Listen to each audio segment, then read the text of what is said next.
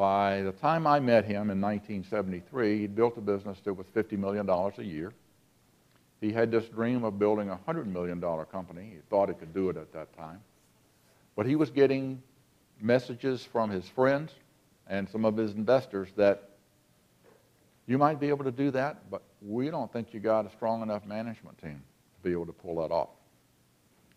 And the way I got to meet him was I had been in the pharmaceutical industry for a number of years at that time and had developed a little bit of an expertise in executive recruiting, management development, and compensation design.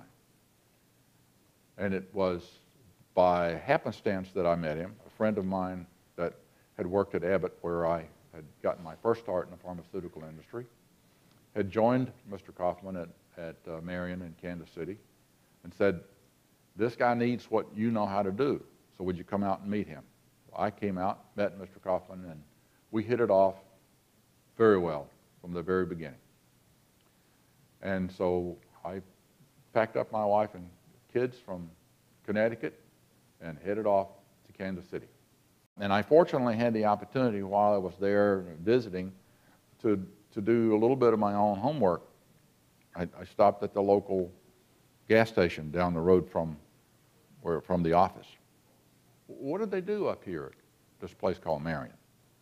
The guy says it's one of the best places to work in town. He says, the people up there work hard. He says, but they all make good money and he treats them really fairly.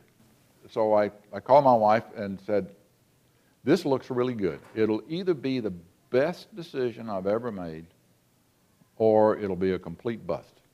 But it's a risk.